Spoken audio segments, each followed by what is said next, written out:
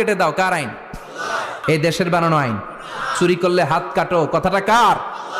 السارق والسارقة فاقطعوا أيديهما جزاء بما كسبا نكالا من الله والله عزيز حكيم. If anyone steal something very precious from the society, the government should cut down his right hand. দামি কিছু চুরি করলে, এটা সাক্ষীর দ্বারা সাব্যস্ত হলে গভর্নমেন্টের উচিত তার ডান হাতটা এক কোপ মেরে কেটে দেয়া। কার কথা?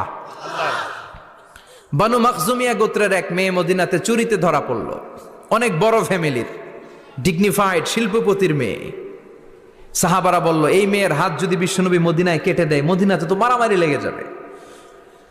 কে বলবে বিশ্বনবীর কাছে যে সুপারিশ করার ক্ষমতা কারো নাই?